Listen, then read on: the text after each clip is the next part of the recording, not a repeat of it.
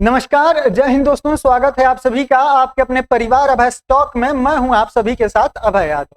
साथियों, आपको बता दें कि पूरी दुनिया जहां ईरान में हो रहे जंग के वजह से तेल के लिए परेशान है, तेल की बढ़ती कीमतों की वजह से परेशान है, जिसमें कि भारत बहुत ज्यादा जो है भारत को भी दिक्कत होने वाला है। फिलहाल घरेलू जो सिलेंडर्स होते हैं, जो गैस है, वो अभी भारत में उसकी किल्लत बहुत ज्यादा मात्रा में आपको देखने को मिल रही है। लेकिन हम तो परेशान तेल के वजह से हैं, लेकिन दुनिया में कुछ ऐसे भी देश हैं जो कि पानी के वजह से परेशान हैं। ये जो गल्फ कंट्रीज हैं, ये पानी के वजह से यहाँ पर परेशान है। अगर आप हेडलाइंस देखें तो after oil war of water, यानी कि तेल के बाद अब पानी का जंग जो है कि वो शुरू हो गया है। जो पानी शुद्धिकरण के लिए, क्योंकि आप सभी को पता है कि जो गल्फ कंट्रीज हैं वो पानी कैसे पाते हैं, तो उनके यहाँ तो पानी की जगह जमीन से नीचे तो तेल निकलता है। जैसे हमारे यहाँ पानी निकलता है, उनके यहाँ तेल निकलता है। और अगर आपको एक बार के लिए तेल न दिया जाए तो आप जी सकते हैं, आप जीवित रह सकते हैं, क्योंकि जो हमारा जो पास्ट है, हमारी जो इतिहास है, उसमें तेल की खोज तो बहुत बाद में हुई। उससे पहले भी लोग जीवित रहते थे, अपना सारा काम वगैरह करते थे, आते जाते थे। हाँ, उस समय स्पीड इतनी नहीं थी। तेल के आने के वजह से नए संयंत्र बने और उनके वजह से स्पीड बनी। लेकिन अगर तेल न रहे तो इसका अर्थ है कि हम जीवित रह सकते हैं, लेकिन अगर किसी व्यक्ति को पानी ही न मिले तो वह व्यक्ति फिर जीवित नहीं रह सकता है, या फिर वो देश जो है वो सरवाइव नहीं कर सकता है। तो यहाँ पर अब जो समस्या आ रही है वो पानी की आ रही है। होता क्या है, तो देखिए यहाँ पर जो ईरान था, ये युद्ध ऐसे स्टार्ट हो गया है, अब इस स्थिति में पहुंच गया है, इंसानियत मर चुकी है, मानवता शर्मसार हो चुकी है। यानी कि इस तरीके से ईरान के ऊपर इजराइल और क्या कहते हैं अमेरिका ने हमला किया है, एक तरीके से कि यहाँ पर मानवता का कोई लेना देना नहीं है। और इस युद्ध को देखने के बाद साथियों ये समझ में आ जाता है, अगर आपका देश का नेतृत्व किसी अच्छे हाथ में नहीं है तो आपका भी हाल यही होगा।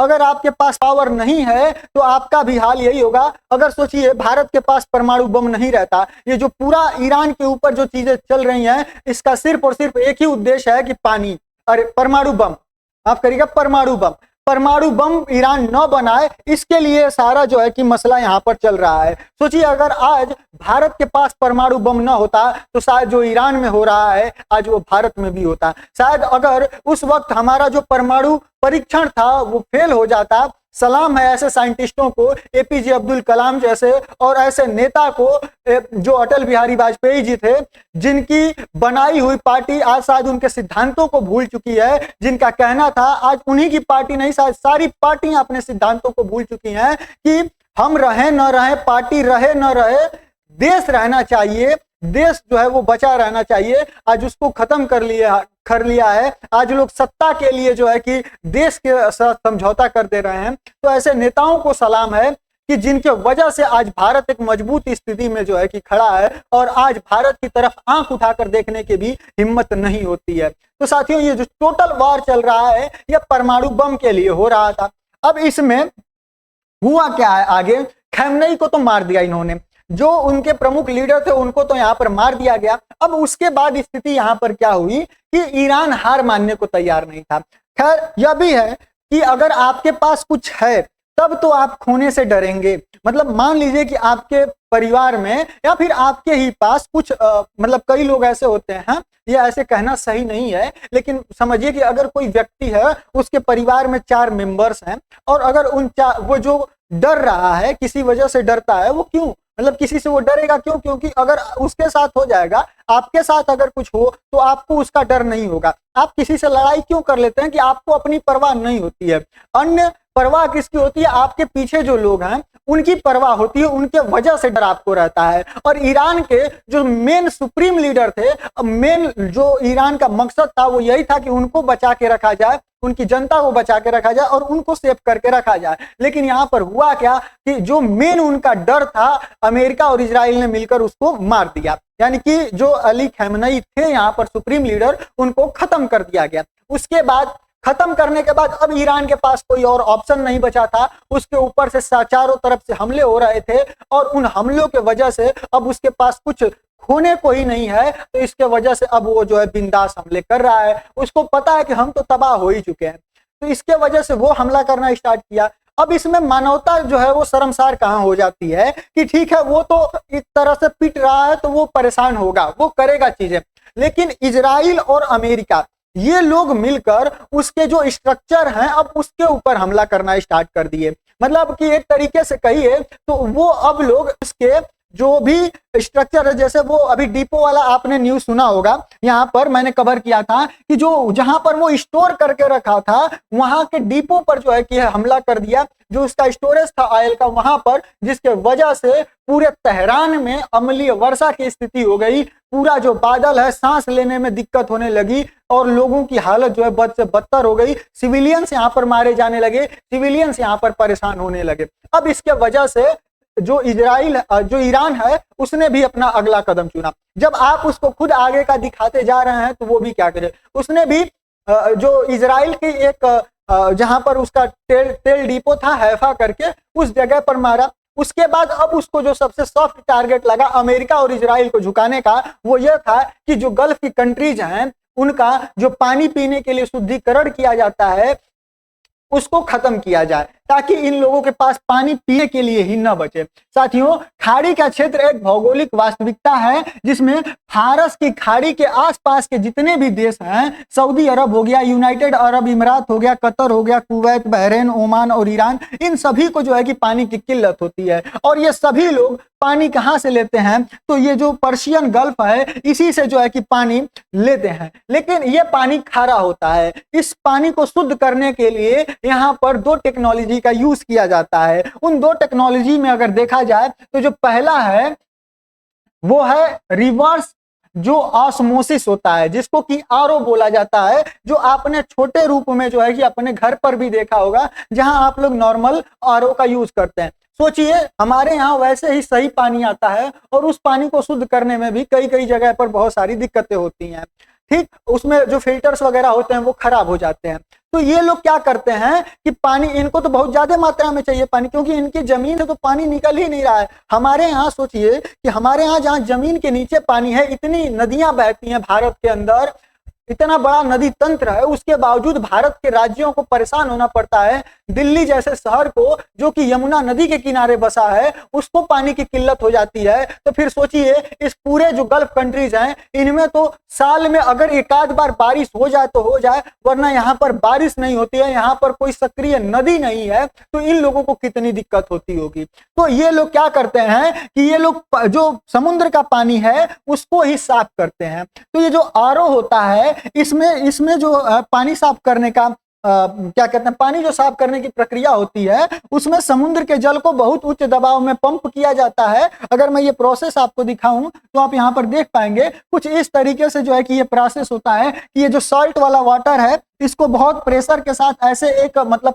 पतला झिल्ली समझ लीजिए या छननी समझ लीजिए आप इसको, कि लगा होता है, जो कि मतलब जब ये प्रेशर में पानी को ढकेलता है तो जो नमक होता है वो इस छननी से छनकर इधर रह जाता है और जो फ्रेश वाटर होता है वो आपका इस साइड हो जाता है। तो इस टेक्नोलॉजी का यूज इसमें किया जाता है आरओ वाली में। इसमें जो है अर्ध पारगम्य में झिल्लियां होती हैं जिनसे होकर पानी गुजरता है, जो नमक को छान लेती हैं और बाकी की चीजों को यहाँ पर आगे कर देती हैं।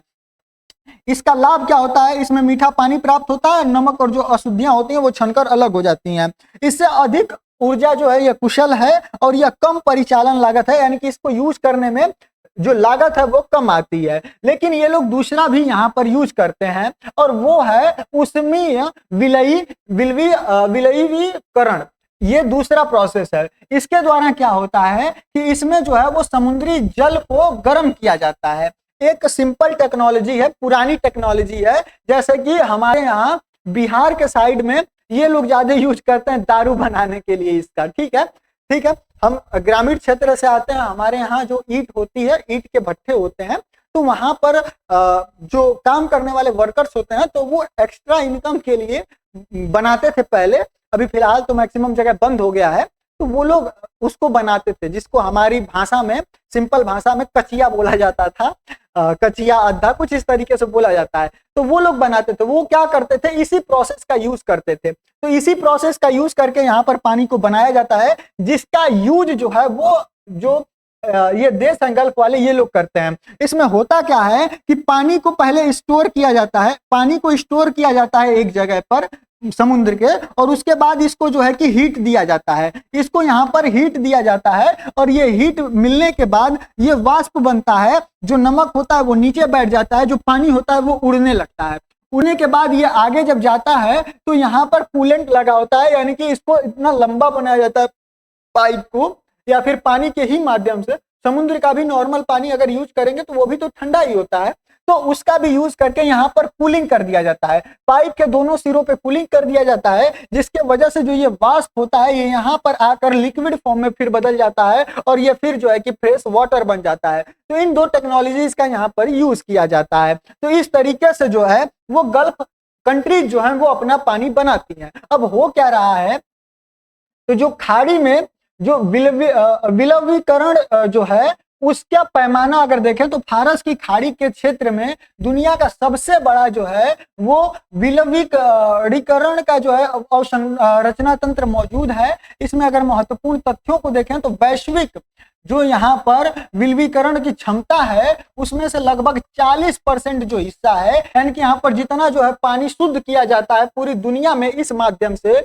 उसका 40% टोटल पानी, यानी कि अगर पूरी दुनिया मिलकर इस माध्यम से 100 लीटर पानी बना रही है तो सिर्फ अकेले जो गल्फ की कंट्रीज हैं यही 40 लीटर जो है कि पानी बना देती हैं अपने यहाँ ही। साथियों 1 करोड़ से अधिक लोग जो है इस खारे पानी को मीठा बनाकर इस्तेमाल करने पर निर्भर हैं, यानी कि इसी माध्यम पर निर्भर हैं, और कुछ देशों में पीने के पानी का 90% से अधिक हिस्सा जो है वो खारे पानी का मीठे पानी को बनाने के माध्यम से प्राप्त होता है। यानी कि जैसे सऊदी अरब, कतर वगैरह में, इन कुछ देशों में जो है वो 90% जो वहां पर पानी यूज किया जाता है वो इन्हीं माध्यमों से बनाकर जो है कि यूज किया जाता है। यहाँ पर पानी की इतनी ज्यादा किल्लत है। जैसे सऊदी अरब हो गया, यहाँ पर सबसे ज्यादा जो है इस तरीके से दुनिया का यहाँ पर सबसे बड़ा प्लांट है पानी को शुद्ध करने का। दूसरा है प्रमुख जो पौधे हैं, ये पौधे नहीं है, और जो इसके जो सऊदी अरब के जो और पार्ट्स हैं यहाँ पर, जैसे कि जहां जहां पर ये बना हुआ है, जुबैल है, रास अली खैर है और सोएबा करके है, तो ये प्रमुख शहरें हैं जहां पर ये प्लांट जो है लगाए गए हैं जो पानी को शुद्ध करते हैं। अगर आप इनकी स्थिति को देखें तो आपको समझ में आएगा मैप के माध्यम से कि ये सारे जो हैं, आप देखिए ये रहा आपका खाफिजा, जुबैल, दमन, होफुक, तो ये जो सारे हैं ये सिर्फ पर्शियन गल्फ के पास ही हैं। ये सभी जो हैं इस पर्शियन गल्फ के किनारे हैं ताकि यहाँ से इनको पानी मिले। और अगर आप ध्यान से देखें तो यहीं पर ईरान है, और अगर आप थोड़ा सा और ध्यान दें तो ईरान के लिए ये सामने से जो है दिखाई दे रहे हैं, और यहाँ पर जो है ईरान जो है कि अब यहाँ पर हमला करना स्टार्ट करके इनके पानी को ही खत्म करने का काम कर रहा है। ठीक है, अब ये इतना इंपॉर्टेंट क्यों है, तो देखिए दुबई और अबू धाबी जैसे शहरों में खारे पानी को मीठा बनाने की तकनीक पर बहुत अधिक निर्भरता है, और पानी की जो आपूर्ति है वो इसी से पूरी होती है। अगर कुवैत की बात करें तो पीने का पानी का लगभग 100% यानी कि 100% जो है हिस्सा वो खारे पानी को मीठे पानी की बनाने की प्रक्रिया से ही प्राप्त होता है। यानी कि कुवैत जो है वो पूरे का पूरा इसी प्रोसेस पर निर्भर है, वो इन्हीं प्लांट्स पर निर्भर है। अगर कतर की बात करें तो लगभग सारा मीठा पानी खारे समुद्री जल के इसी विलवणीकृत करके जो है कि इसमें बनाया जाता है, यानी कि इनसे लवण को अलग करके जो है कि इस पानी को प्राप्त किया जाता है, उसी प्रोसेस पर यह भी निर्भर है। साथियों इस संयंत्र की रणनीतिक लक्ष्यों को देखें तो पहला तो ये देखिए तटीय स्थान पर है, ये इससे वे आसानी से निशाना बन जाते हैं जिससे कि मिसाइल, ड्रोन, नेवल अटैक या फिर सब तौर के माध्यम से ईरान इनको आसानी से जो है कि यहाँ पर टारगेट कर लेगा, क्योंकि ये जस्ट इसके सामने ही यहाँ पर दिखाई दे रहे हैं। क्योंकि इनको जो पानी उठाना होता है वो इसी जो पर्शियन गल्फ है इसी के माध्यम से यहाँ पर उठाना होता है। दूसरा अत्यधिक केंद्रीकृत प्रणालियां हैं, यानी कि ज्यादा जो प्लांट्स हैं उसी पर निर्भर हैं लोग, यानी कि बहुत सारे प्लांट्स नहीं है, कुछ ही प्लांट हैं, इनको सेंट्रलाइज कर दिया गया है। यदि एक पौधा यानी कि एक प्लांट इनका नष्ट होता है, एक जो प्लांट है इनका ये शुद्ध करने वाला अगर वो नष्ट होता है तो लाखों लोग पल भर में यहाँ पर पानी खो देते हैं। यानी कि सोचिए ऐसा नहीं है कि जितना भी पानी ये लोग पाते हैं तो 100-150 प्लांट जो है 100 या फिर जो है 150 प्लांट ये लगाकर बैठा हुआ है, ऐसा नहीं है। ये मात्र 10 प्लांट लगाकर बैठा हुआ है सऊदी अरब, जो कि यहाँ पर पूरे लोगों को देता है। तो अगर वो 10 प्लांट लगा कर बैठा है, मतलब लगा के 10 ही प्लांट नहीं बैठा है, मैं एग्जाम्पल के लिए आपको समझा रहा हूँ कि अगर ये मात्र 10 प्लांट लगा के बैठा हो और उसमें से मार के आप एक फोड़ दें, तो सोचिए अगर पूरा सऊदी अरब 10 प्लांट पर निर्भर था, उसमें से एक आपने फोड़ दिया, तो फिर कितने लोगों को यहाँ पर पानी की दिक्कत होगी। साथियों, ये लाखों लोगों का जो पानी का स्रोत है वो खत्म हो जाता है। अगर एक बड़ा संयंत्र जो है वो पूरे महानगर के क्षेत्र की आपूर्ति जो है वो कर सकता है। तीसरा, बिजली पर निर्भरता। इन जो संयंत्र हैं इनको चलाने के लिए बिजली चाहिए होती है, और ईरान जो दिमाग लगा रहा है कि जो भी बिजली संयंत्र हैं, जो भी बिजली ग्रिड हैं, जहां से बिजली सप्लाई होती है, जहां पर बनती है, ये उसी को उड़ा देने का काम कर रहा है। तो जब आपके पास भले ही प्लांट यहाँ पर होंगे, आप पानी को शुद्ध करने वाले जो भी प्लांट्स हैं वो आप लगा के रखिए, चाहे जितनी मात्रा में लगा के रखिए, जब उनको चलेंगे ही नहीं, आप उनको बिजली प्रोवाइड ही नहीं करा पाएंगे, तो फिर वो चलेंगे कैसे और फिर उनका फायदा क्या होगा। तो ईरान इन्हीं तरीके से जो है कि यहाँ पर इनको टारगेट कर रहा है। चौथा, सीमित भंडारण क्षमता। ऐसा भी नहीं है कि इनके पास जो है ये प्लांट्स हैं तो इनके वजह से ये लोग जो है कि कुछ दिनों का पानी रख पाए, ये ऐसा करते भी नहीं है। इनके पास भंडारण की क्षमता ही नहीं है। जैसे भारत के पास क्या है कि लगभग अभी हमारे पास डाटा निकल कर आ रहा है कि हम लोग 25 दिन तक अपना तेल स्टोर करके रखे हैं। अगर यहाँ पर युद्ध की स्थिति होती है या फिर स्थिति और भयावह होती है तो हम लोग लगभग 25 दिन तक चल सकते हैं, लेकिन ये लोग मात्र और मात्र 3 से 7 दिनों का ही इनके पास स्टोरेज है। एक हफ्ते के अंदर इनके यहाँ बहुत बड़ी भयानक जो है विपदा आ जाएगी अगर यहाँ पर ये प्लांट सही से नहीं चलते हैं तो, क्योंकि इनके पास स्टोरेज की कैपेसिटी नहीं है, ये पानी को स्टोर करके नहीं रख पाते हैं। खैर सोचिए, इतना बड़ा पाकिस्तान है, पाकिस्तान पानी के लिए मरता है जबकि सिंधु नदी उसी से होकर गुजरती है और उसका 80% पानी वही इस्तेमाल करता है। उसके बावजूद भी, दूसरे का छोड़िए, अपने भारत में सोचिए, दिल्ली यमुना के किनारे बसी हुई है, अन्य कितने शहर हैं और उसके बावजूद भी यहाँ पर पानी की किल्लत हो जाती है, तो फिर यहाँ तो कुछ भी नहीं है और ये लोग कितना स्टोर कर पाएंगे। तो मात्र 3 से 7 दिनों तक का इनका स्टोरेज है, जिसके वजह से ये यहाँ पर पूरा दिक्कत होता है। अब साथियों बात करें कि हाल के जो युद्धकालीन घटनाक्रम है इनमें जल की अवसंरचनाओं पर प्रभाव का, तो देखिए वर्तमान संघर्ष के दौरान मिसाइल और ड्रोन हमलों ने खाड़ी क्षेत्रों में बुनियादी ढांचों को नुकसान पहुंचाया है। यानी कि इजराइल ने ईरान के स्ट्रक्चर को तबाह किया है, तो ईरान जो है वो इजराइल के स्ट्रक्चर्स को, साथ में इजराइल के साथ साथ अन्य जो गल्फ कंट्रीज हैं जो अमेरिका के साथ में है या फिर जहां पर अमेरिका के बेसेस हैं, उनको तबाह करने में लगा हुआ है। साथियों, रिपोर्ट से पता चलता है कि खारे पानी को मीठा बनाने की सुविधा और संबंधित बिजली बुनियादी ढांचे अब खतरे में हैं। अब उनको जो है ईरान टारगेट करने वाला है। यह एक घटना ही बहरीन के एक जो विलवीयकरण संयंत्र है उनको ड्रोन के हमले से नुकसान पहुंचाने की खबर मिली है।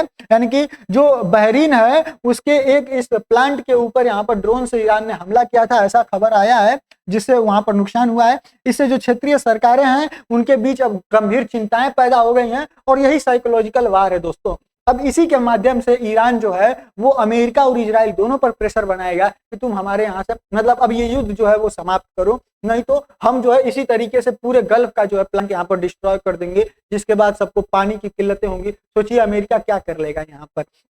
साथियों, इस क्षेत्रीय सरकारों के बीच में गंभीर चिंताएं अब यहाँ पर पैदा हो गई हैं। सैन्य विश्लेषकों का कहना है कि यह संघर्ष बुनियादी ढांचों का युद्ध है, युद्ध की ओर अब यहाँ पर बढ़ चुका है। ये जो सारे देश हैं ये सभी लोग, बहरीन को अगर आप देखें तो ये यहाँ पर है और ये पूरा जो है कि पर्शियन गल्फ से घिरा हुआ ही है, तो ये यहाँ पर जो अपना मैक्सिमम पानी है वो यहीं से जो है कि उठाता है और ये सारा यहाँ पर दिक्कत हो गया है। अब बात करें कि पानी तेल से अधिक महत्वपूर्ण क्यों है, तो आप सभी को पता है तेल के बिना जीवित रहा जा सकता है, लेकिन पानी के बिना आप किसी भी तरीके से यहाँ पर जीवित नहीं रख सकते हैं। साथ ही अस्पतालों में व्यवधान की बात करें तो अस्पतालों में बड़ी मात्रा में पानी की आवश्यकता होती है, चाहे वो मतलब सोचिए डायलिसिस करना हो, सर्जरी करना हो, जो सेंट्रलाइजेशन होता है वो सब करना हो, तो इन सभी चीजों के लिए यहाँ पर पानी की आवश्यकता है। और अगर पानी नहीं मिलेगा तो बहुत सारी चीजें, तेल ना मिले तो एक बार के लिए चल भी सकता है, लेकिन अगर पानी नहीं मिलेगा तो बहुत ही बुरी स्थिति आएगी। अब बात करें जो हुर्मुज स्ट्रेट है इसकी, कि यह इस पानी वाले मैटर में भी किस तरीके से अपनी भूमिका निभा रहा है, तो देखिए ईरान का कहना है कि अगर आप लोग यहाँ से तेल लेके जा रहे हैं तो हम इसको मारेंगे। मान लीजिए कि कोई जहाज है जो तेल लेकर जा रहा है, क्रूड ऑयल, और ईरान ने इसको मार दिया। अब इसका पूरा क्रूड ऑयल जो है वो आपके इस पर्शियन गल्फ में फैल गया चारों तरफ से। अब इतनी जल्दी तो आप युद्ध की स्थिति में इसको साफ नहीं कर पाएंगे।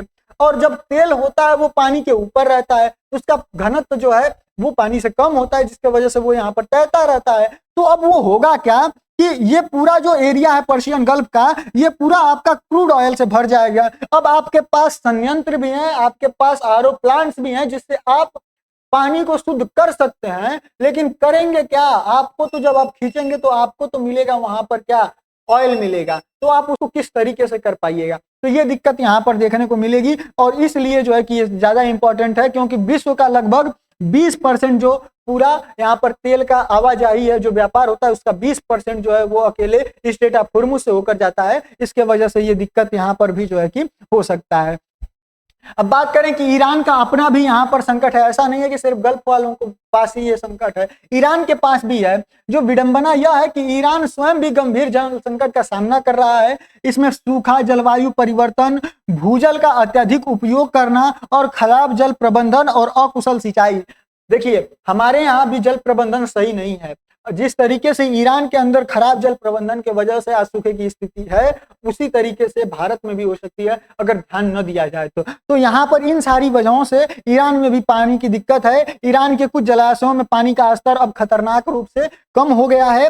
तेहरान जैसे शहरों में बढ़ते जल संकट का सामना करना पड़ रहा है। खाड़ी देशों के विपरीत ईरान में खारे पानी को मीठा पानी बनाने की क्षमता कम है, जिससे यह कई तरह से असुरक्षित हो जाता है। यानी कि अगर ये हमला करेगा तो ये भी तो पर्शियन गल्फ से ही लेगा। इसको भी पानी अगर लेना होगा, अगर सुविधा करके, ये यहाँ से उठाएगा या फिर यहाँ से उठाएगा। यहाँ पर अमेरिका बैठा है अपना अब्राहम लिंकन लेके, वहां से मार के इन सबको तबाह कर देगा। और वैसे भी इसके पास क्षमता नहीं है कि ये जो है कि ज्यादा यहाँ पर इसको पानी को जो है कि वो सही ढंग से कर पाए। तो ये सारी चीजें यहाँ पर फिलहाल चल रही हैं। आधुनिक युद्ध के लिए रणनीति का ये सबक जो है कि ये पूरा दुनिया को ये मिल रहा है कि किस तरीके से आधुनिक समय में युद्ध होगा। यह संघर्ष एक नई वास्तविकता को उजागर कर रहा है कि भविष्य के युद्धों में नागरिक बुनियादी ढांचों को ही निशाना बनाया जाएगा। यानी कि यहाँ से मानवता खत्म हो गई है। जो वर्ल्ड क्या कहते हैं, यूएन वगैरह बनाया गया था, अब उसका कोई मतलब नहीं है। अगर आपके पास पावर है तो आप इस दुनिया में सरवाइव करेंगे,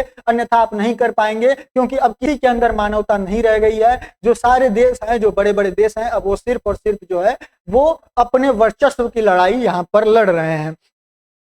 कहां कहां पर हमला होगा तो pipeline, water system, satellite, internet cables और पावर ग्रिड्स को जो है कि यहाँ पर खत्म करने का काम यहाँ पर किया जाएगा। साथियों, उम्मीद कर रहा हूँ ये पूरा सिस्टम किस तरीके से ये आपदा आने वाली है आप सभी को अच्छे से समझ में आया होगा। चैनल पर नया है तो सब्सक्राइब अवश्य करिएगा। बाकी अपनी जो राय है वो कमेंट सेक्शन में जरूर रखिएगा। हम मिलेंगे अगले वीडियो में किसी अन्य टॉपिक के साथ। तब तक के लिए जय हिंद, जय भारत।